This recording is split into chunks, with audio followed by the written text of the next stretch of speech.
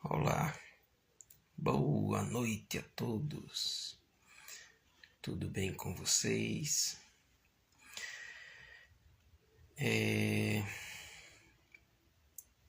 Nós iremos nessa oportunidade, com a bondade de Deus, com a ajuda de Deus. Boa noite, Janderson, Léo, a paz do Senhor.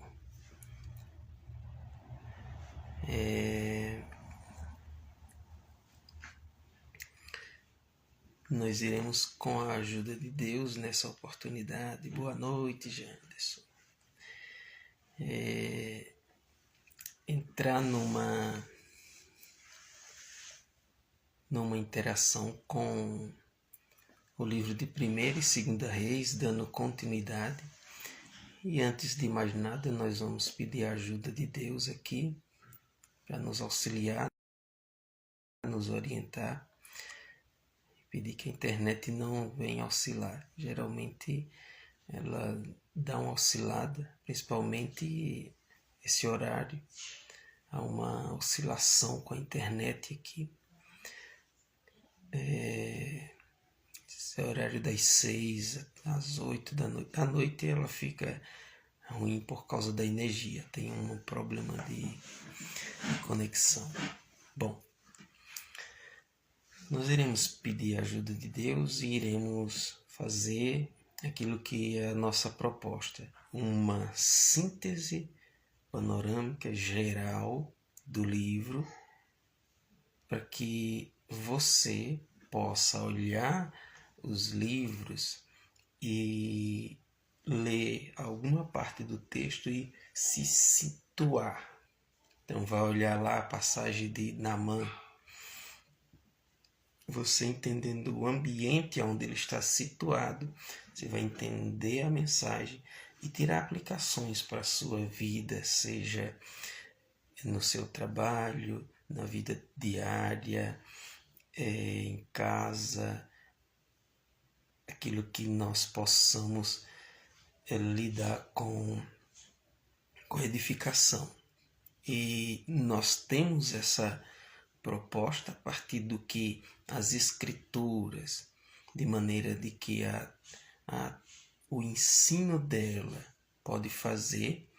Existem abordagens como a psicologia, a filosofia, que tem tido um crescimento, uma demanda de procura por esses conhecimentos para trazer em busca o resgate do sentido da vida.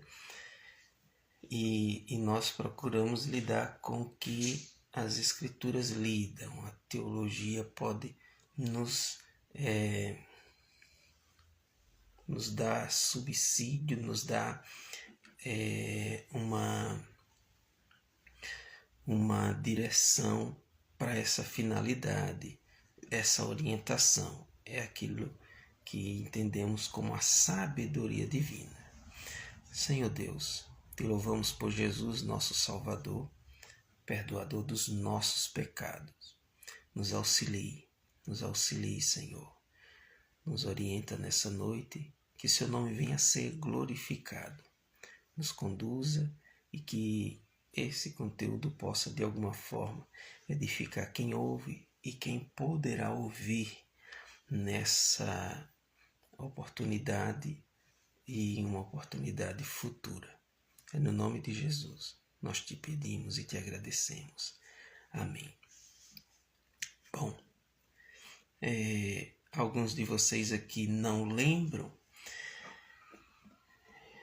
talvez tenha alguma lembrança vaga, alguém que poderá ouvir em algum momento vai lembrar. No decorrer da semana nós colocamos aqueles videozinhos lá no canal do YouTube. Ainda quem não se inscreveu, se inscreva, curta lá o conteúdo, compartilhe.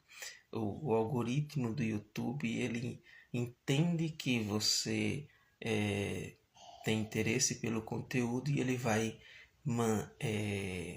enviar para você uma linguagem mais simples. E qual é o ponto aqui? Nós não conseguimos, por exemplo, fazer lives no YouTube porque nós não temos ainda inscritos suficientes para isso.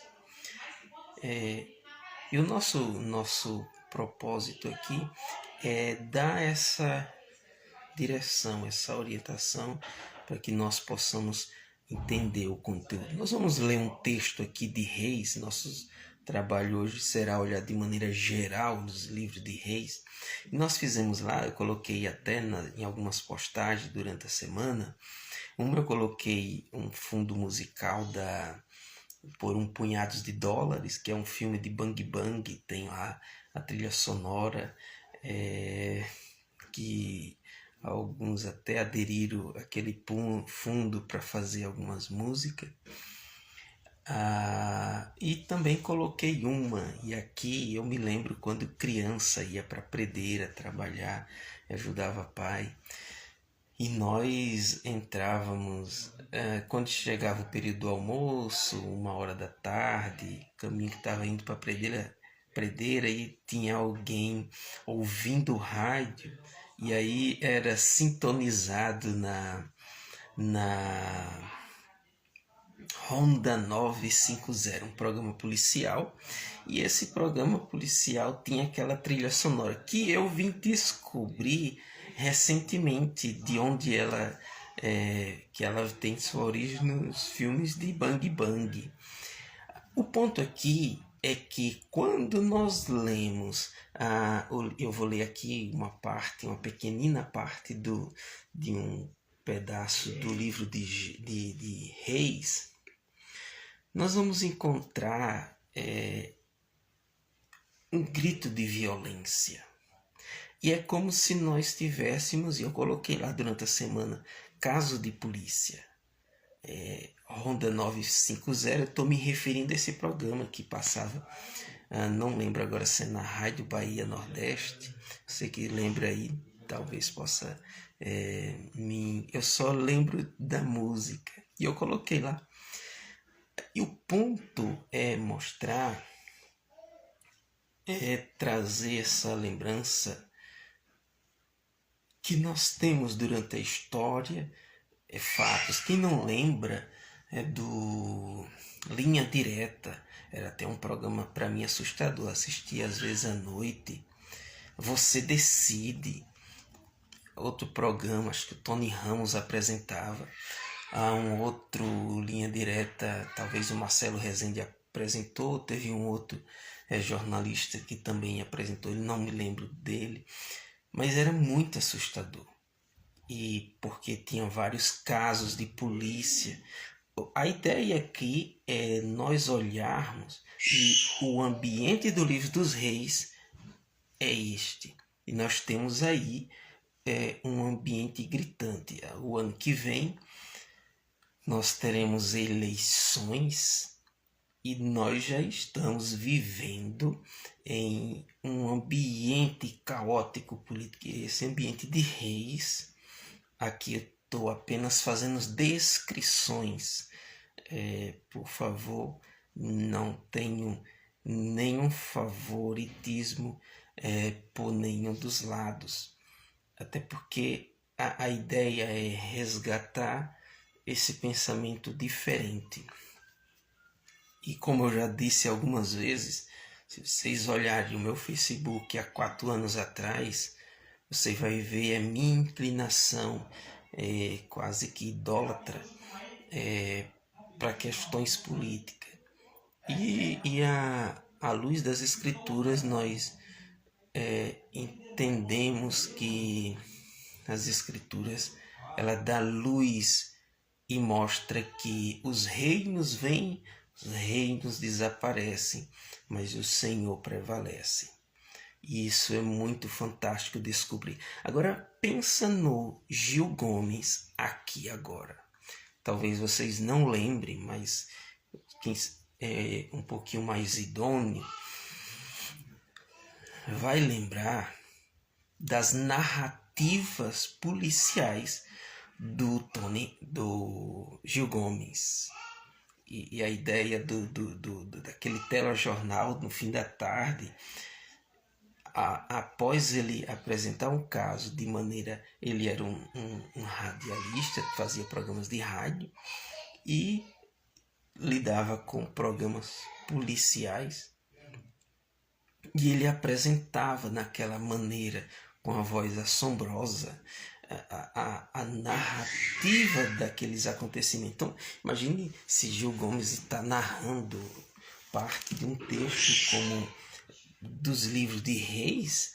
Era como se você estivesse vendo o Jornal da Tarde. Lembro do Cidade Alerta. Era até angustiante na boquinha da noite. E depois de um tempo passou a ser apresentado pelo Marcelo Rezende. Isso eu na minha infância.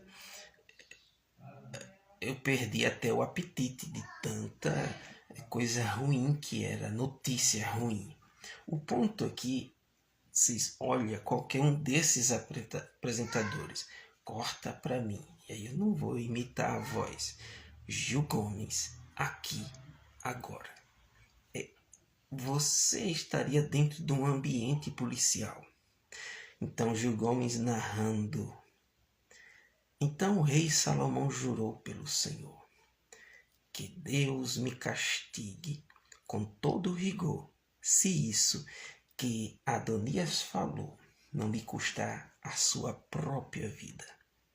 E agora eu juro pelo nome do Senhor, que estabeleceu no trono de meu pai Davi, e conforme prometeu, fundou uma dinastia para mim, que hoje mesmo Adonias será morto. E o rei Salomão deu ordem a Benaia, filho de Joiada, que ferisse e matasse Adonias. E aí você vai caminhando por esse livro e você vai encontrar esse grito de violência. E nós imaginamos a violência distante de nós, porque nós não vemos esse olhar de sangue, porque nós às vezes lemos parte desse texto e achamos que é uma ficção. A cada vez que examino as Escrituras, eu tenho a convicção do seu impacto na vida da humanidade, na vida pessoal, tanto como alguém que caiu e é restaurado, tanto quanto na vida daqueles que lidam com esse ambiente onde a realidade mostra para nós e determina, sem que a gente fique dizendo, não aconteça isso hoje, porque a realidade diz diferente. Então, quando nós olhamos os livros de 1ª e 2ª Reis, que era um livro só, nós temos o escritor, ele é seletivo, ele seleciona. Então você tem uma vasta história e ele seleciona aquilo que ele vai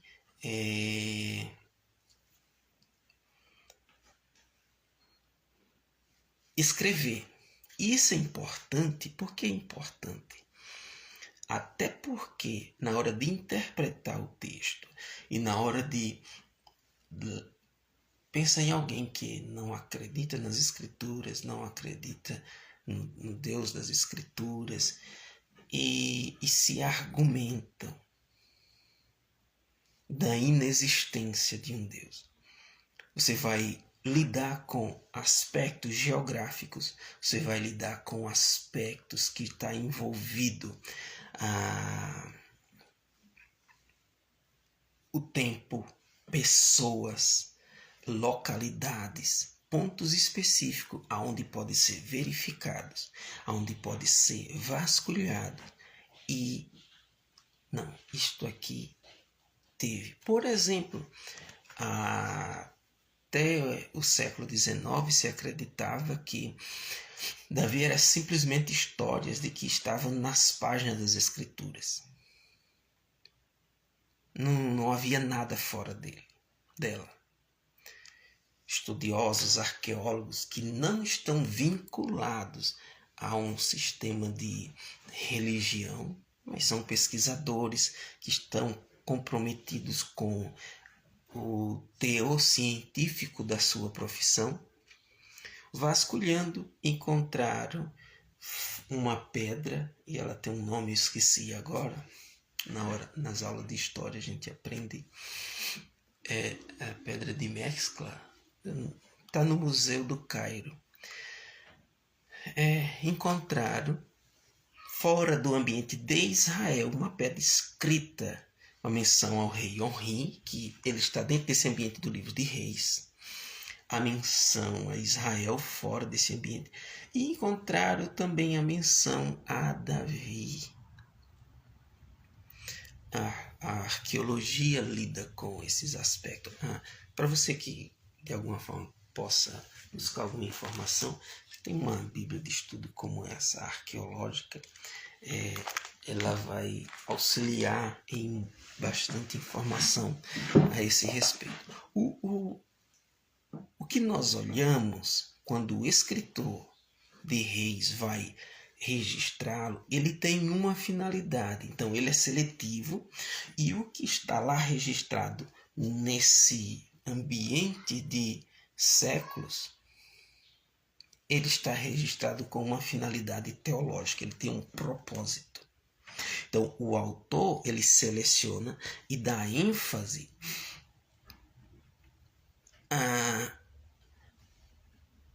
para que o povo olhe os fatos que são significativos dentro daquele plano da intenção de Deus ao examinar aquilo que Deus revelou para o seu povo.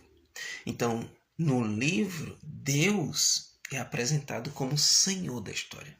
Olha o que eu falei anteriormente. Nós olhamos aí e quem está dominando o mundo são os políticos. Existe um Senhor da história. Então, o autor, ele vai pegar, em momentos ele está falando do reino do norte, que é Israel. Outros momentos ele está falando do reino sul, que é Judá. Qual é a intenção? Você vai ver que em um momento ele está falando simultaneamente dessas histórias, desses reis. E aí o que acontece? Você tem 20 reis em Israel, que é o reino norte, todos maus. Você tem uma lista lá e você vai encontrar um após o outro. Judá teve 20 reis também, 8 foram bons de alguma forma. Então, quando você vai olhar 2 Reis, ele vai recontar a história do últimos 10 reis e vai fazer o quê? Dar uma ênfase com a intenção de mostrar para aquele povo. E aqui é importante entender o seguinte: quando ele está contando a história para aquele povo que está lá no cativeiro babilônico, essa história está sendo contada para esse povo. Então, ela já aconteceu, ela está sendo escrita com uma finalidade. Então, quem escreve, por exemplo, você quando mandou mensagem no Instagram, no Face, no WhatsApp, um e-mail, enfim, você tem um propósito, você tem uma intenção. Toda a escritura, aqui a literatura, ela tem uma finalidade. E a finalidade, ela pretende um objetivo. Então, para aquele escritor que tem dificuldade de saber, alguns sugerem Jeremias, Mas o que se entende é que ele foi escrito... boa noite, Mary.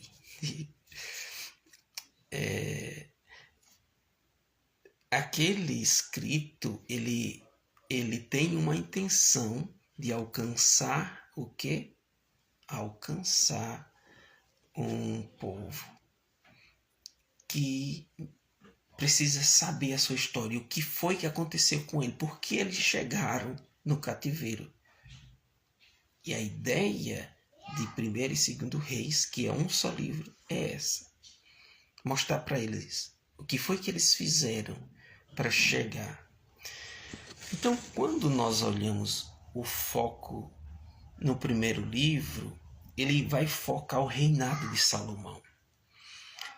O texto que nós lemos aqui, você pega o capítulo 1, capítulo 2, e como os estudiosos vão mencionar, que tem livros pequenos, sucintos, que vocês podem dar uma vasculhada, entendendo o Antigo Testamento. Esse livro é um pouco mais aplicativo, ele tem um esboço e uma mensagem. Eu já mencionei ele aqui. Esse da Vida Nova, que também tem a mesma ideia, mas tem... ele não é tão aplicativo nas suas mensagens, mas ele apresenta o pano de fundo histórico, o panorama geral, uma visão geral, não detalhada. E é isso que a gente vai tentar fazer aqui. Não entrar em detalhes, mas procurar lidar com aspectos gerais. Esse livro aqui é interessante. Esse é um dos... Aqui é só para se situar. Boa noite, Sandra.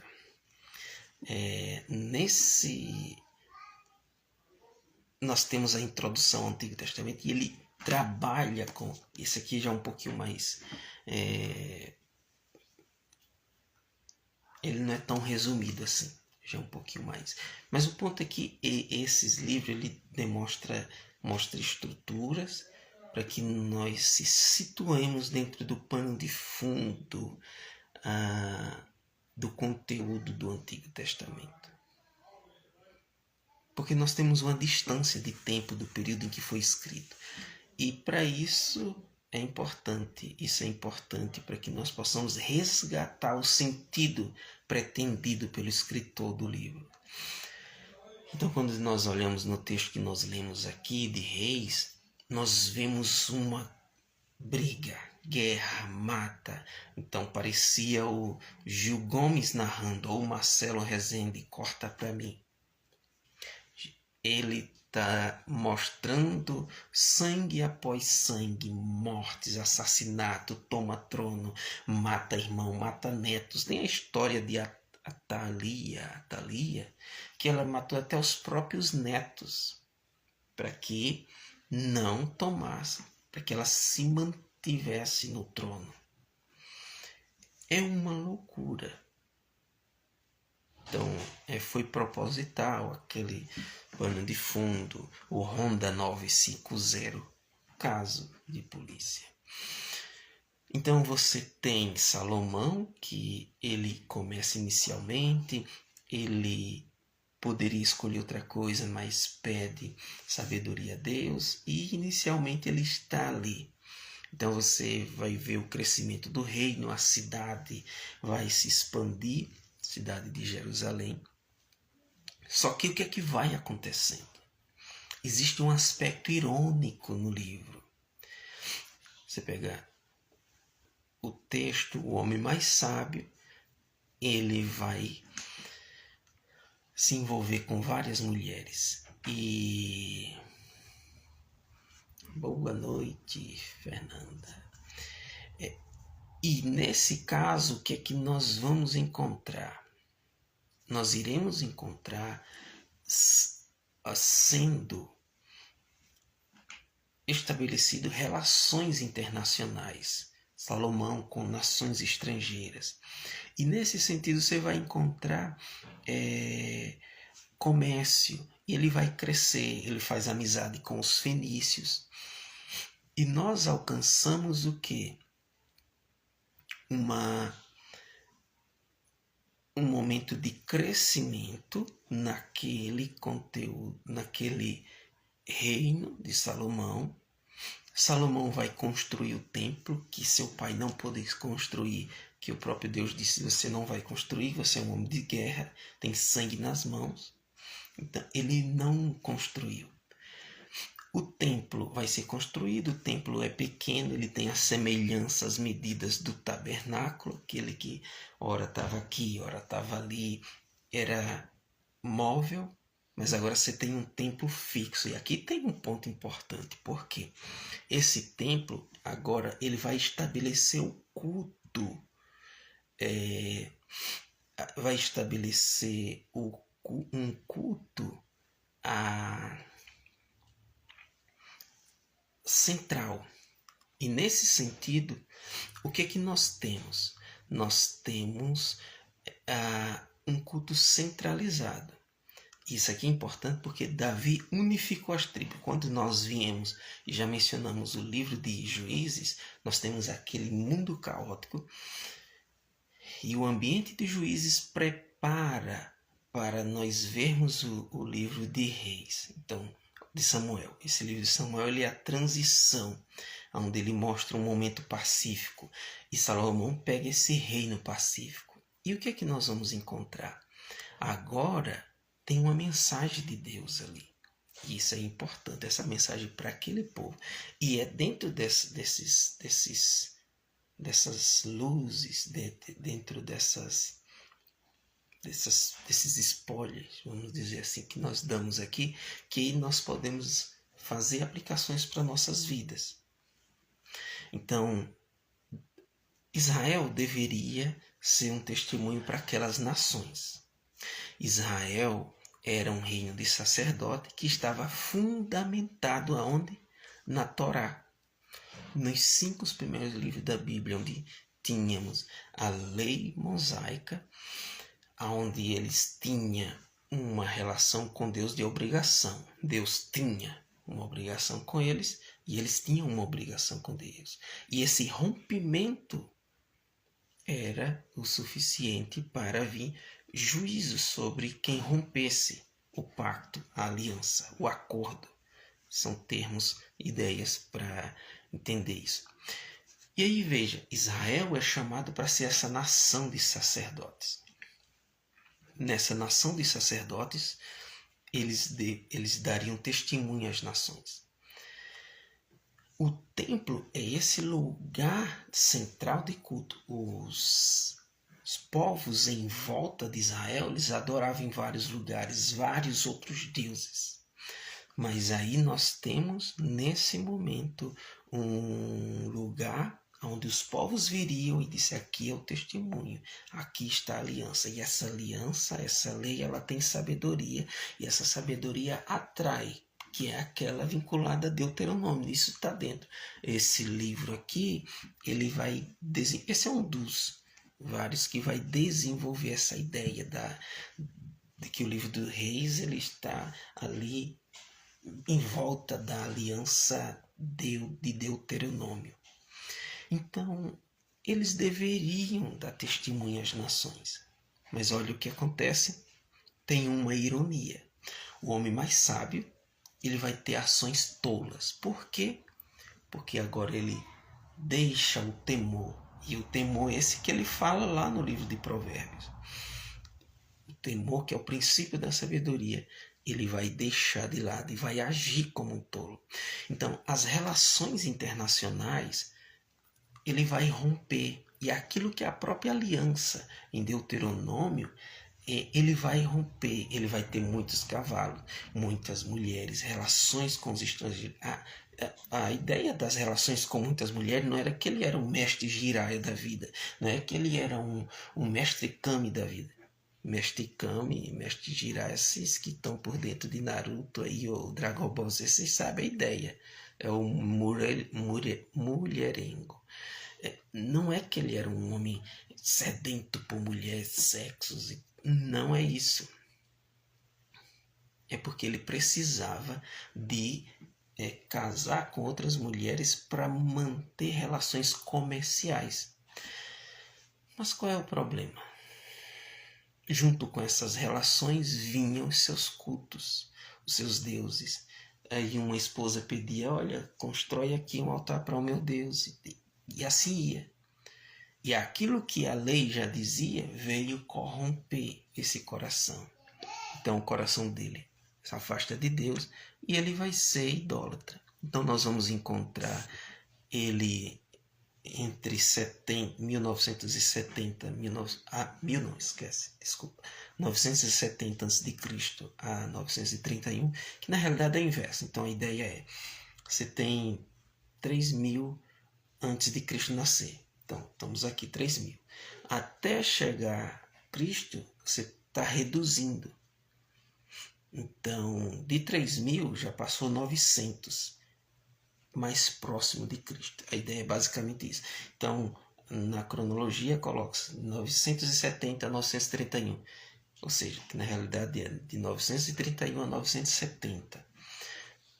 Mas esqueça que não é o ponto de ênfase nosso, ou em que devemos dar ênfase.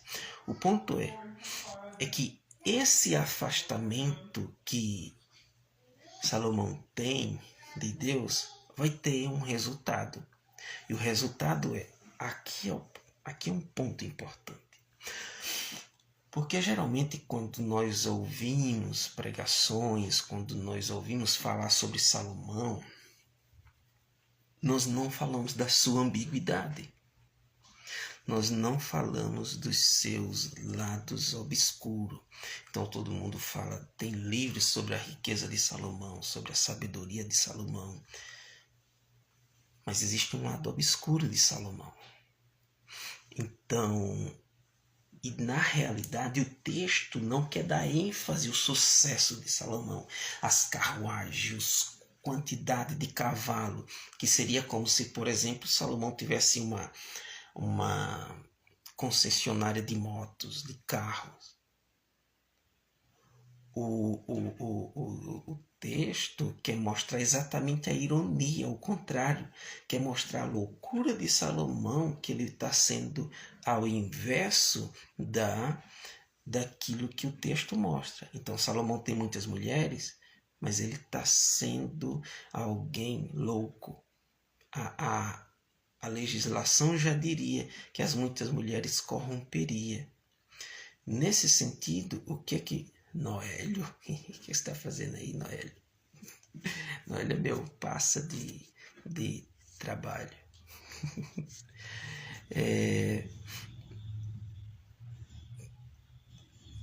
Você me fez me perder aqui, viu, Noélio? Bom, mas dando sequência aqui, qual é o ponto? Nesse sentido, ele vai multiplicar as riquezas. Ele multiplica, mas ele, em vez de ser semelhante a um rei que teme a Deus, ele vai ser semelhante a um faraó. Ele vai ser semelhante aos dominadores das outras nações.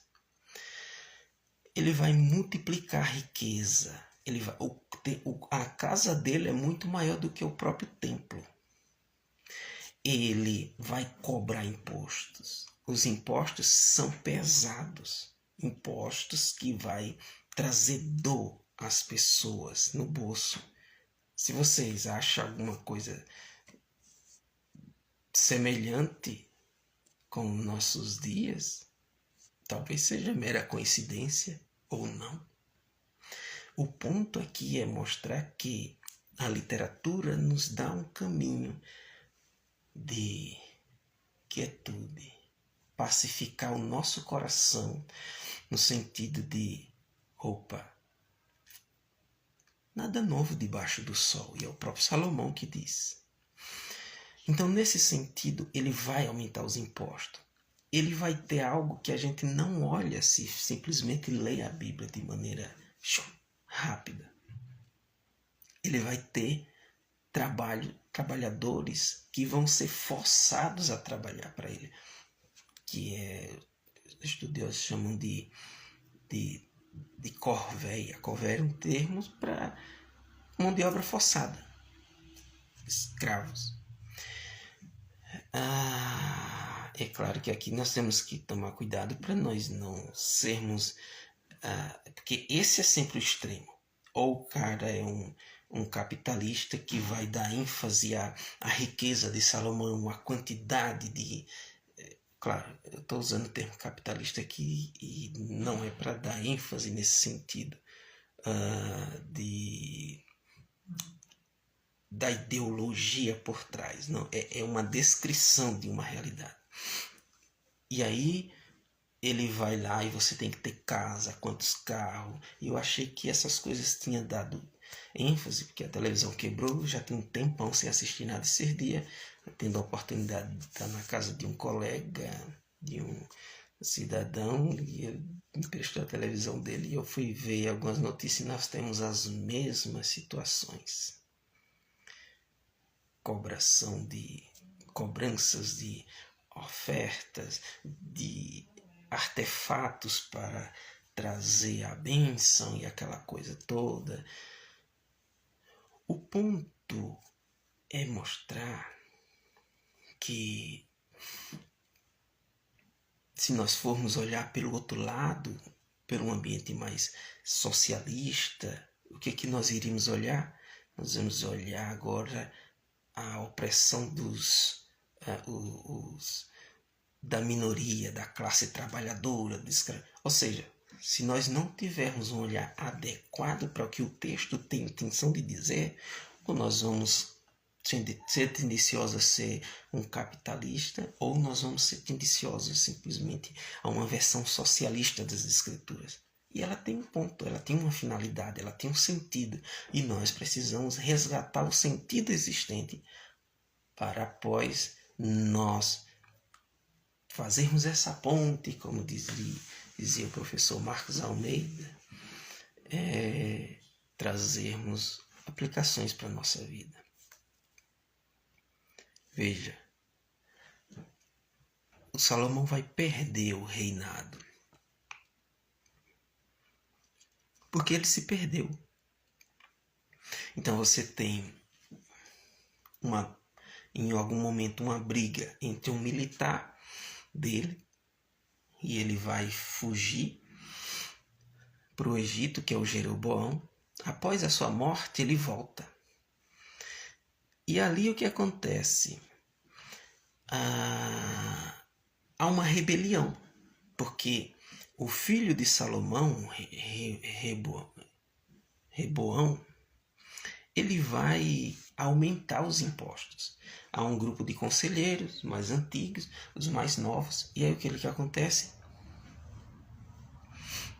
Ele ouve os mais novos. Os mais velhos dizem, olha, manere, recue um pouco mais, lide com o povo. Ele observa os mais velhos, rejeita os mais velhos e vai para os mais novos. Resumindo, como diz a Leidiane, resume aí, Renata, resume essa conversa. Ele vai fazer o quê? Vai aumentar a taxação. Nada novo debaixo do sol. Essa discussão, o arroz está caro, a carne está cara, não sei das coisas. Não importa que governo vai entrar. Vai ter. Veja, o meu olhar aqui não é política, tá? Eu tenho uma finalidade teológica proposital em resgatar o sentido do texto, mas estamos apenas, nada novo debaixo do sol, essa é a ideia. E veja, há uma briga, nessa briga há uma divisão, o reino é dividido. Então as 12 tribos estavam unificadas, Davi fez isso, a grosso modo, Davi fez isso. O afastamento de Salomão de Deus, as consequências do resultado do seu reinado, essa divisão, essa rachadura. Então você tem o reino norte, que é Israel. Então toda vez que você vê reino norte, é Israel. É claro que Israel também, lá em Oséias, parece que Amós, vai ser mencionado como um Efraim, é a tribo de José. Então, olha, aqui é importante. Então, às vezes, dependendo de que texto, a gente precisa se situar aí. E aí você tem no sul Judá, que fica com 2 tribos. E veja, essas tribos que antes eram unificadas, agora há um racha. O reino é dividido. E é um caso de polícia, mais um. Eu estou tendo muita cautela em tocar no assunto, porque aqui dependendo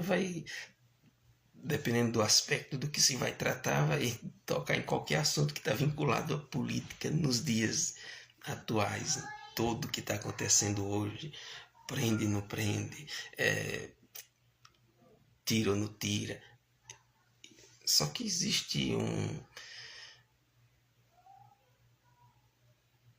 um ponto que é importante. Esse Jeroboão,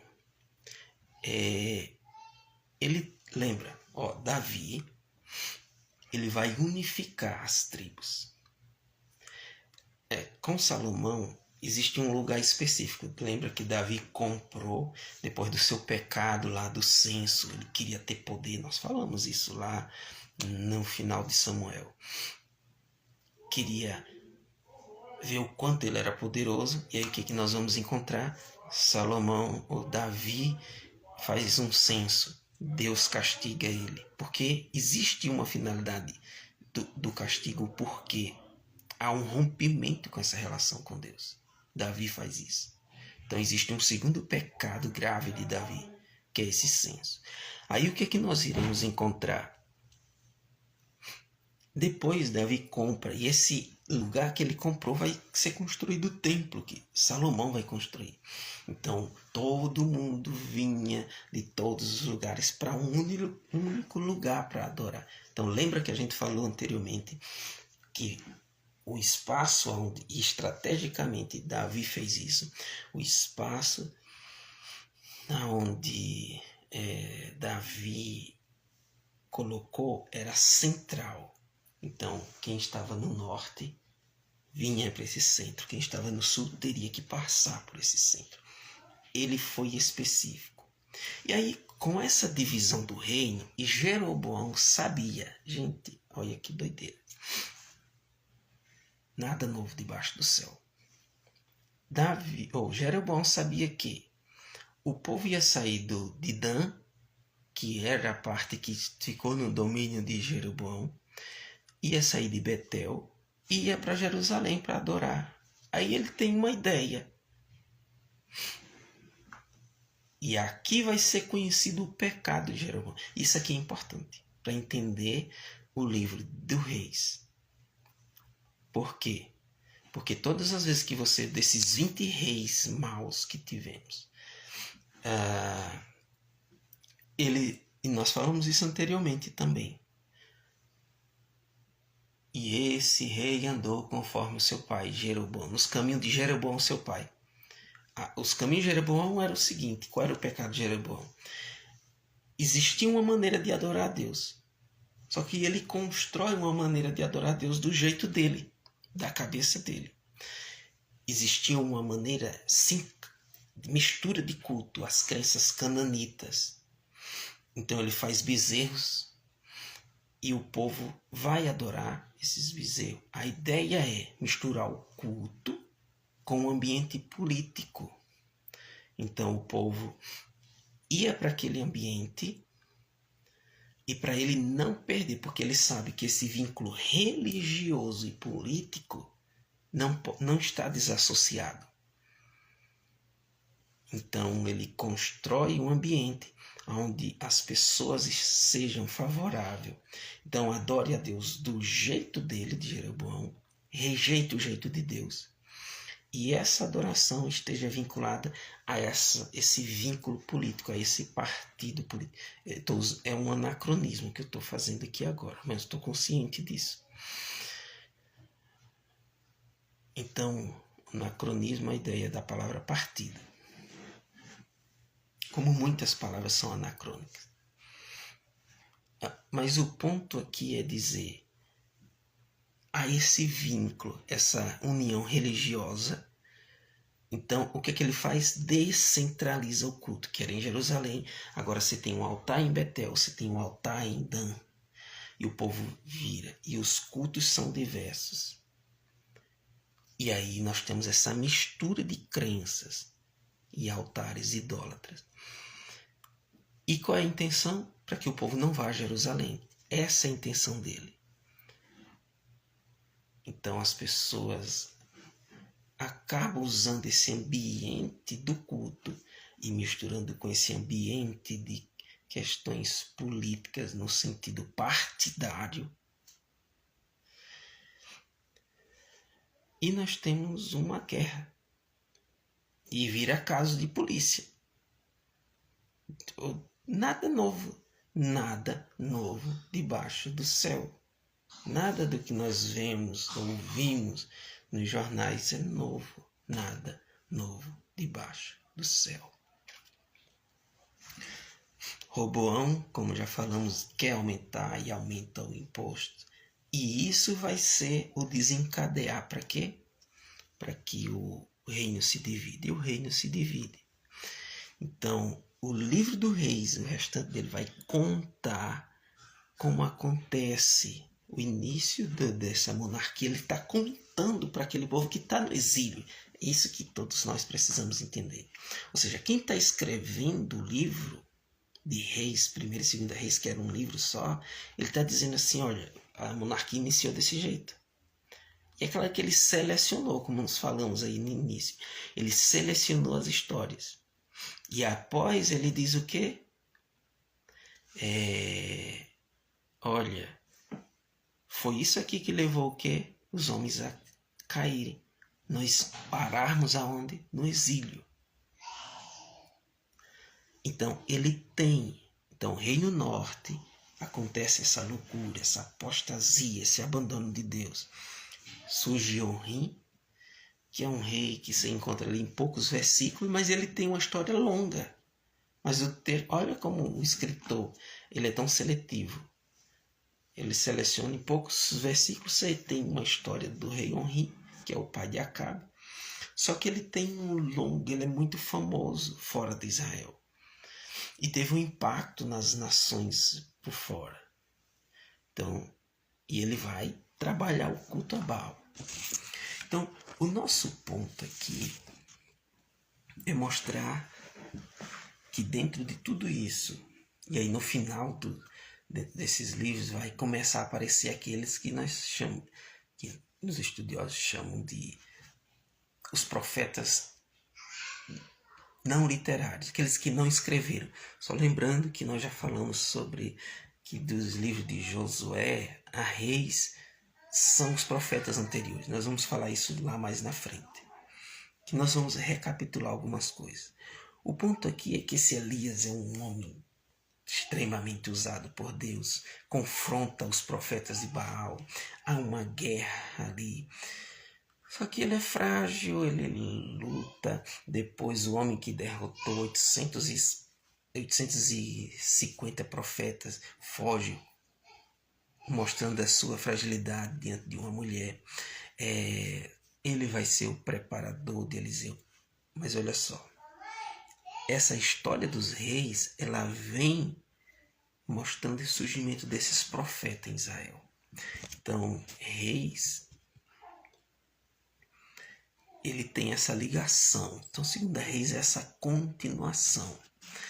Esses livros estão interligados. Então, o reino é dividido.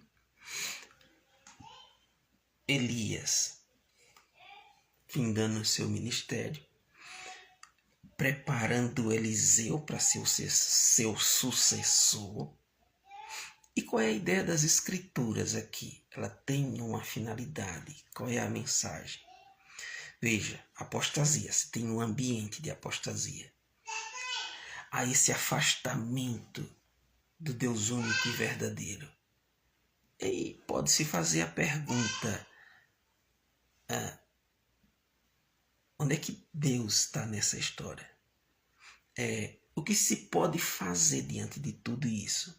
Que nós temos um abandono contínuo de pessoas diante de Deus. A resposta de Deus é levantar os profetas. Os profetas são um sinal de Deus diante da crise.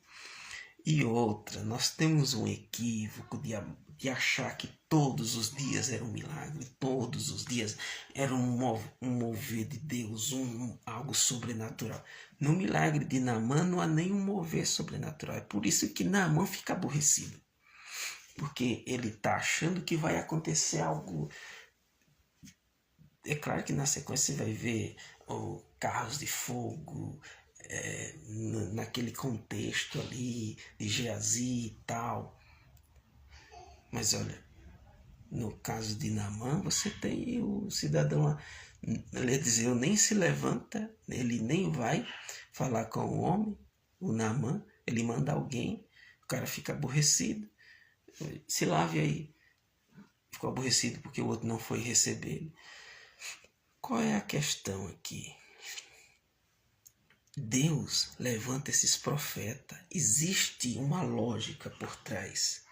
Ou seja, esse engano das nações, a idolatria, esse povo de Israel que deveria ser o testemunho para as nações, eles estão se corrompendo com os ídolos das nações. E nós ficamos aqui falando de ídolo simplesmente. Ídolo é uma imagem, ídolo é um quadro, ídolo.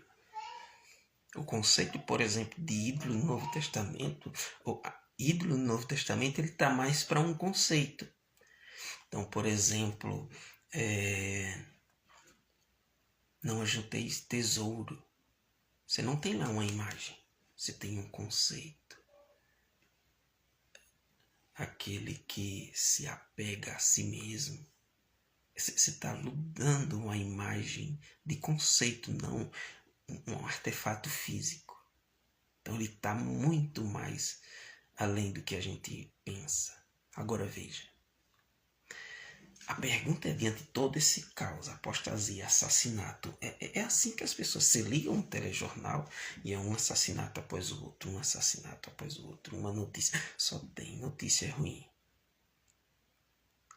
O mundo está aos avessos. A ideia é que as pessoas, tudo está perdido. Quando você olha o livro, você vai ter o relato de vários, de uma menina, que a gente não sabe nem o nome dela. Você está em um contexto onde a Síria está dominando e procura subjugar Israel, e vai fazer isso lá na frente. E aí o que a gente vai encontrar? Nós iremos encontrar aqui essa menina dando um testemunho. Olha a ironia do texto, isso aqui é interessante. Olha a ironia. A ironia está: Israel, que deveria dar testemunho, os povos deveriam vir a Israel por causa do seu testemunho. Israel está se interessando pelos ídolos.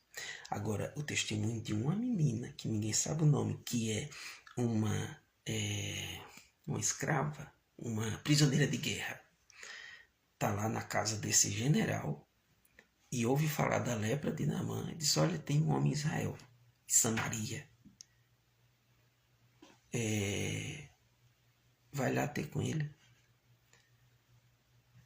A mensagem importante teológica lá do texto e que tem aplicações para a nossa vida, veja, lê o texto, entender o texto e seguir o texto. Israel quer os deuses estrangeiros. Esse homem que adorava o Deus estrangeiro agora diz: agora eu sei que em Israel tem o Deus único. Quando ele é curado, tal, ele tem que voltar para sua terra. Ele pergunta ao profeta: e quando o meu Senhor for nos outros altares e tiver que se curvar, vai lá. É um novo convertido. Vai lá e faz o quê? O seu coração está onde? Deus de Israel. Então, esse coração que está no Deus de Israel, o que vai fazer? Esse coração, mantenha-se. Não precisa deixar de andar com seu general, com seu rei. Mas o que importa é aonde você está com a confissão. o seu coração estar curvado diante de quem? Então, o ponto aqui é o Deus único que se revelou a Israel agora é percebido por quem?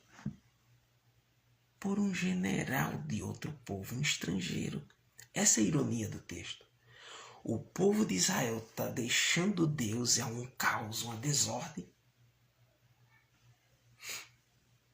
Um estrangeiro quer o Deus de Israel.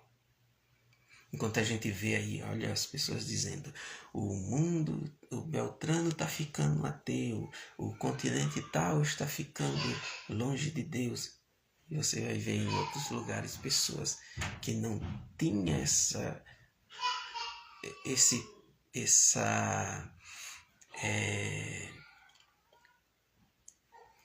essa imagem de um Deus pregado sendo alcançado. Então, correndo aqui, resumindo, deixa eu só ver qual é o nosso... nem consigo ver aqui a hora. Só um minuto, viu? Estou até estragando aqui o nosso... qual é o nosso ponto aqui? Quando a gente olha o livro vai mostrar como é que foi a caminhada dos reis, tanto do norte como do sul, essa é a ideia desses livros. E aí existe uma avaliação, aquela que nós já falamos anteriormente, qual é?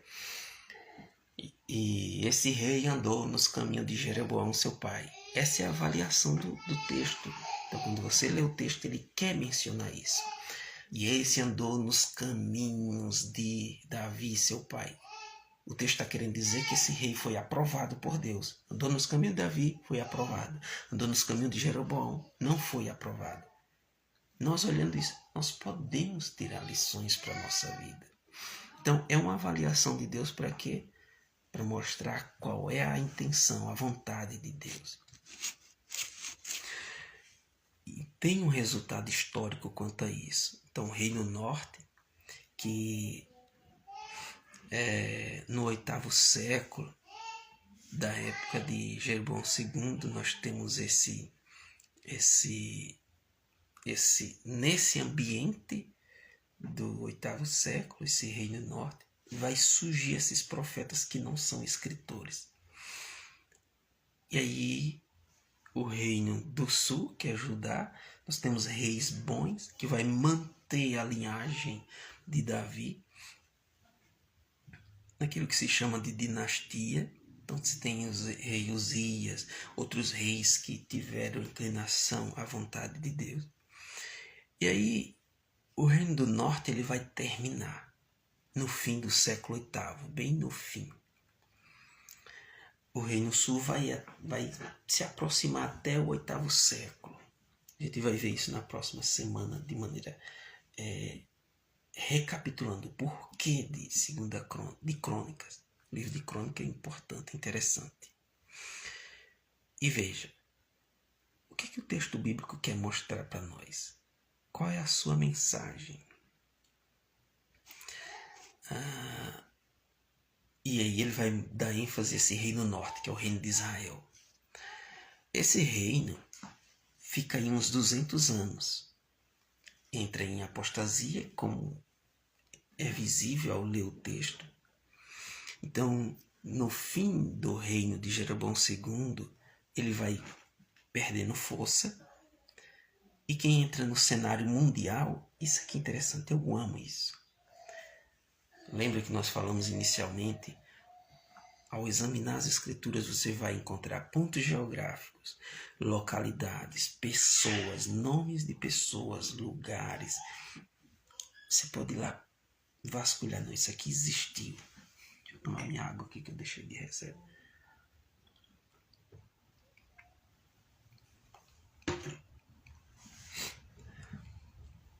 Qual é a questão?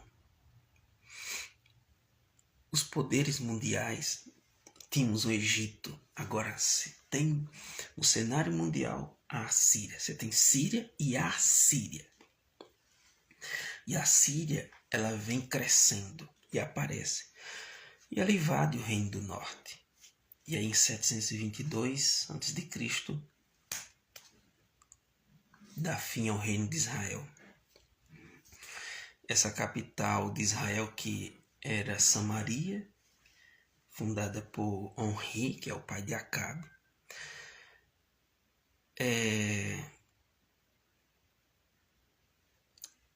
Quando eles dominam, o que é que os assírios fazem? Eles levam os ricos, os mais pobres ficam, e eles levam. Existia uma cultura no reino assírio, e esse é um dos motivos porque Jonas não quer ir lá pregar para eles. Eles levavam seus inimigos de maneira cruel.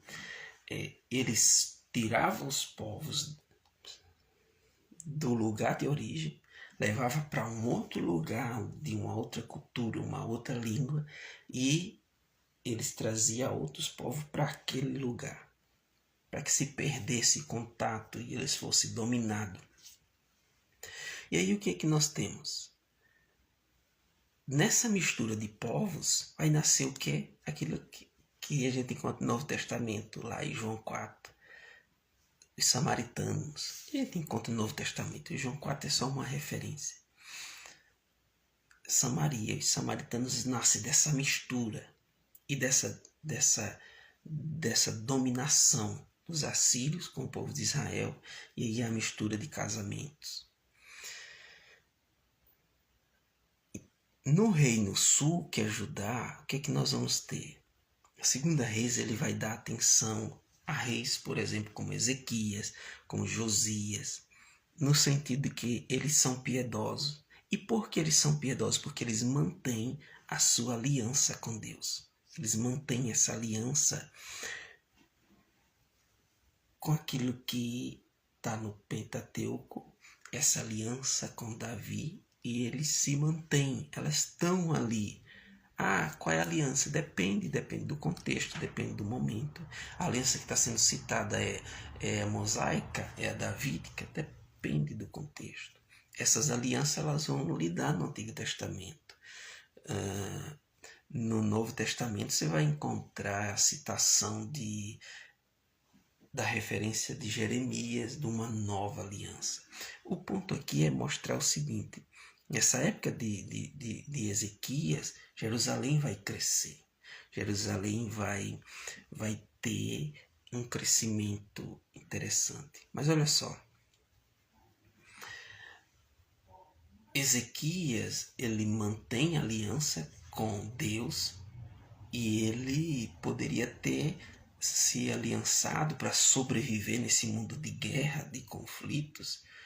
A aliança tipo esse ambiente geopolítico, essas políticas que nós temos, parecida com o que nós temos aí, para que não haja sanções, não haja invasões, não haja mortes, domínio. Então havia um jogo ali de cintura. Mas olha só, ele não quer. E nós temos um registro. Eu vou ter que... Acho que eu estou gripado. Só um minutinho.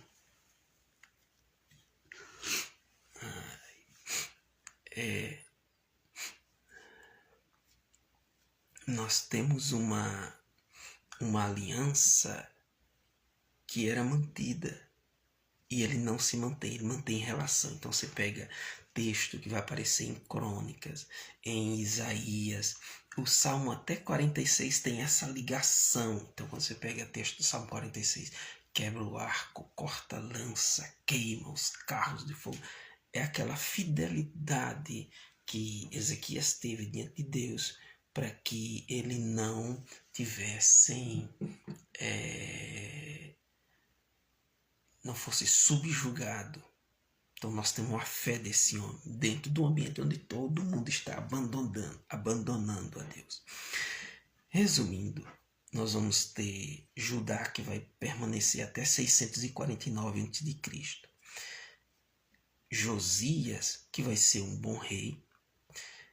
Só que aí detalhe, olha só, eu amo ver isso nas escrituras, que isso...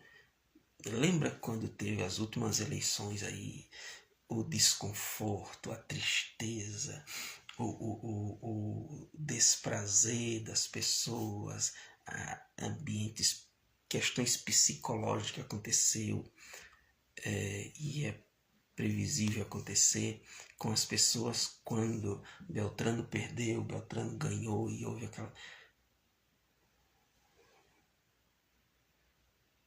A história, ela vai mostrando algo interessante que conforta o nosso coração, que existe um Senhor da história, e essa é a ideia do livro de Reis. Então, olha, você tem Egito no cenário mundial, agora é a Síria que domina o cenário mundial e leva Israel a fim. Sumiu-se as tribos de Israel, tribo do norte. Só que agora em 649, quem começa a aparecer? O Neo-Babilônio. Babilônia vai entrar em ação. E ela domina a Síria. E o que acontece? Ela invade o cenário e ela agora está no poder mundial. Mostrando algo interessante para nós. Existe um Senhor da história. E a história está aí para comprová-la. E questões nós aceitamos por fé. Algumas nós podemos racionalizar, argumentar, construir. Outras nós entendemos por fé. E essas duas coisas podem estar relacionadas, assim que é possível funcionar. Eles invadem Judá, os babilônios, destrói o templo e nós temos o povo indo para o cativeiro. Nós temos agora o que? O fim da monarquia. Eles foram levados prisioneiros pela Babilônia. E nós concluímos aqui, recapitulando algumas questões, porque o fim da monarquia vai... E é essa a ideia do livro dos Reis, mostrar, olha, o início da monarquia e o fim dela. E por que eles caíram? Porque abandonaram as instruções de Deus. Então, o livro, ele vai mostrar governos tiranos. Essa sede de poder. Poder, poder. O homem ama poder. Você pega um Orochimaru. Gente, eu estou falando de Naruto, então não esquente a cabeça de vocês. Mas a literatura, seja ela artística ou escrita, ela vai mostrar o Senhor dos Anéis. Os homens querem o rei. Quer o poder. Você entendeu os Senhor dos Anéis, você precisa ver os Hobbit. Senão você nunca entende. Até os filmes não dá para entender. Tudo por causa de um anel de poder. Tudo está ali. Matam, morrem, guerreiam, fazem guerra, assassinam. As coisas acontecem. Nada novo debaixo do sol. Então você tem homens centralizadores. Você tem líderes centralizadores. A gente não pode descartar líderes de igrejas, de instituições, seja ela qual for. A tropa de elite, ela descreve um cenário interessante. Então, o que nós vamos encontrar? Esse Salomão que vai se perverter. Aí você tem um ambiente interessante, com exceção de Josias, Ezequias, Asa, que vão se curvar diante de Deus. Homens que abandonaram. Mas tudo isso por quê? Porque esses homens deixaram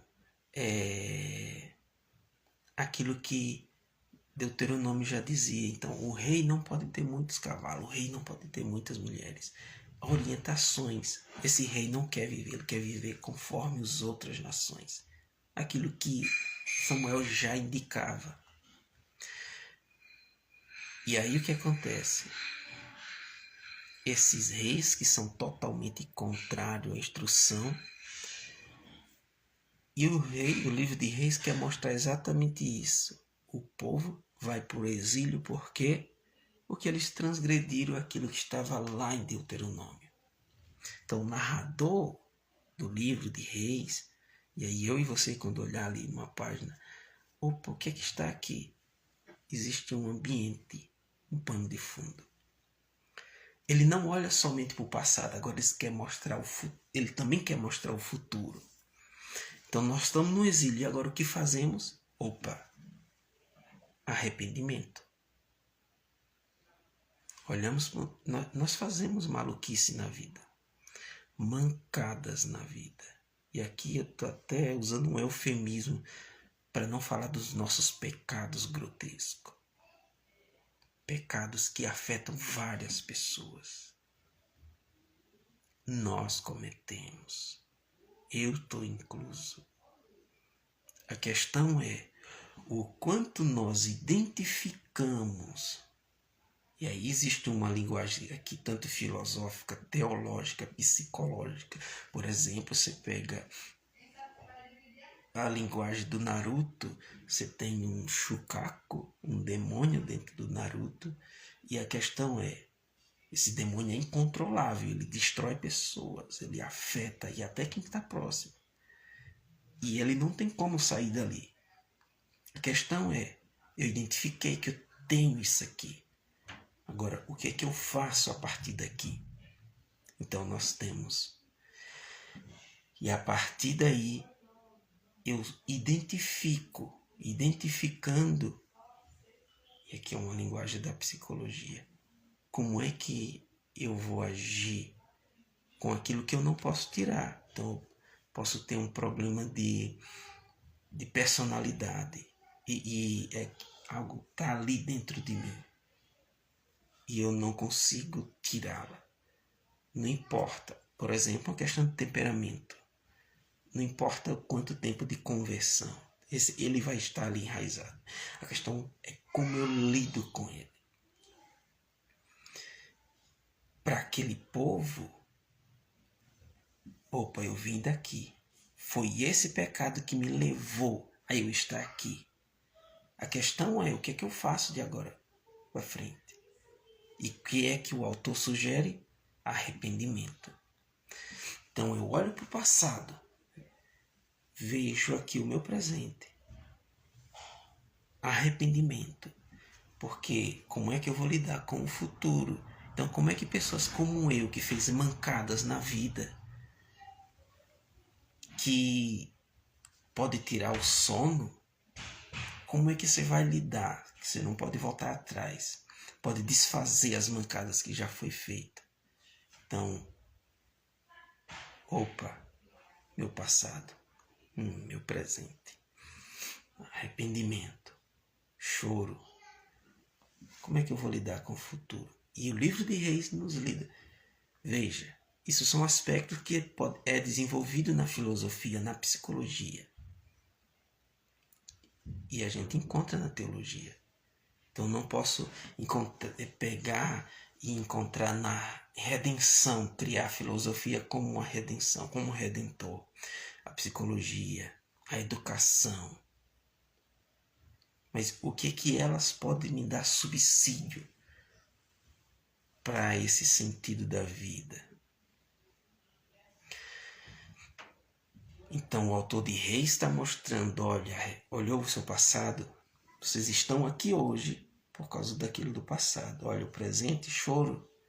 Então, o futuro de vocês.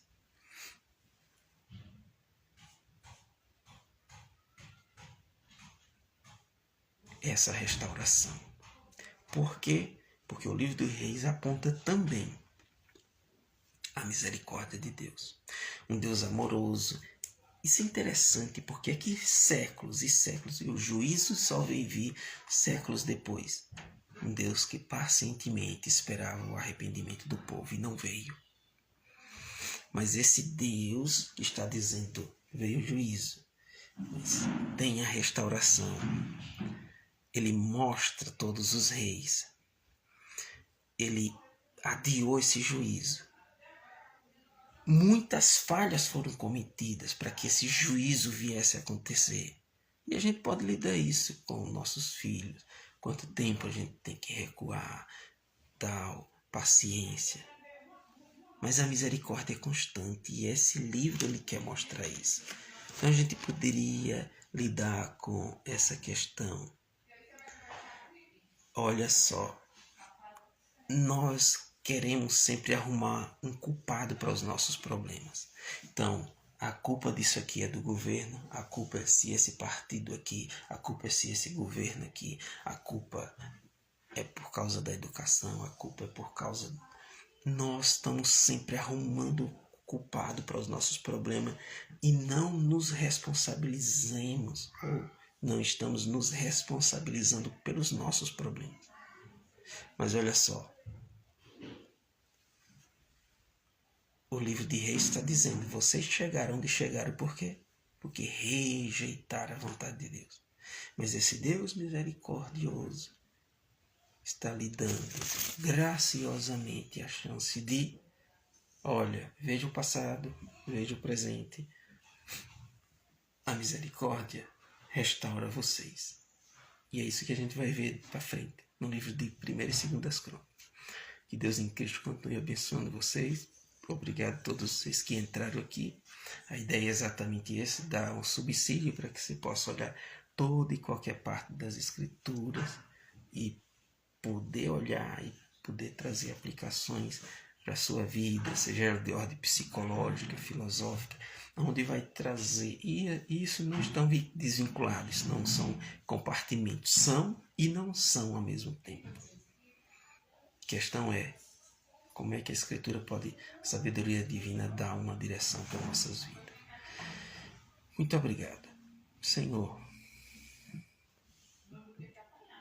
Diante de todas as mazelas que nós estamos vivendo, um país que tem crescido o número de ansiedade, nós estamos consecutivo aí no 5º ano, o país onde está incluído com o maior número de ansiedade.